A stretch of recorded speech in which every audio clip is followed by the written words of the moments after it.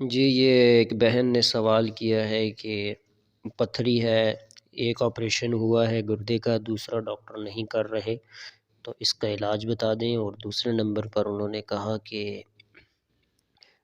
کمرے میں ایسے لگتا ہے کہ کوئی ہے، جب دیکھتے ہیں تو کوئی نہیں ہے۔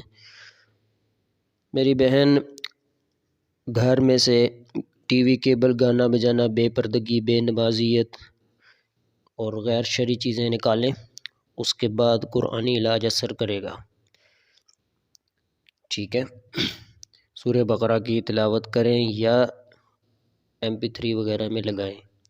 اور گردے کی پتھری کی جو بات ہے وہ پانی زیادہ پلائیں ان کو، اور دم والا پانی یوز کریں، دوسرا پانی بیچ میں مکس نہ کریں۔ گھر کے سارے بندے پی سکتے ہیں، خصوصاً مریض ہے یا مریضہ ہے جس کی بھی آپ نے یہ کہانی سنائی ہے۔ پڑھنا کیا ہے؟ روزانہ تازہ دم کرنا ہے، جسم پہ بھی، پانی پہ بھی، اور آئل پہ بھی۔ آئل سر میں یوز کرنا ہے، پانی پینا ہے، اور وضو کرنا ہے، نماز والا وضو، واش روم والا وضو نہیں، نماز والا وضو، استنجا نہیں، وضو۔ اور سائڈ پہ کہیں جا کر واش روم میں نہ گرے وہ دم والا پانی۔ دم میں پڑھنا کیا ہے؟ اعوذ باللہ 7 بار، الحمد شریف آخر تک 7 بار، آیت الکرسی 7 بار، اور آخری 4 قل، یہ 7 بار پڑھ کے آواز پانی میں اور آئل میں جانی ضروری ہے۔ جب بھی نہائیں بیری کے پتوں سے نہائیں، اور ان کو سنا مکھی کا کہوہ پلائیں خالی پیٹ، 1-2 کپ ہر 1-2 دن بعد،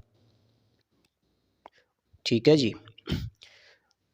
سنا مکھی کا جو پودا ہے وہ پنسار سے آپ کو مل جائے گی، پنسار سٹور پہ جائیں، ان کو کہیں سنا مکھی ہمیں دے دیں، کچھ یعنی آدھا کلو یا پاؤ منگوا کے رکھ لیں، 2-4 مٹھی بھر کے ڈالیں، اس میں 2-3-4 گلاس بن جائیں گے، اس سے صفائی ہوگی آہستہ آہستہ انشاءاللہ، پتھری پگھل کے نکل جائے گی۔ پانی بھی جو ہے نا وہ کوے پہ بھی دم کر لیں، یہ جو پڑھائی میں نے بتائی ہے، ڈیلی دم کریں، یا جیسے ہی پانی ختم ہو تازہ دم کریں، بسم اللہ پڑھ کے ڈھکن بند کرنا ہے بوٹل کا، پانی میں آواز جانی ضروری ہے۔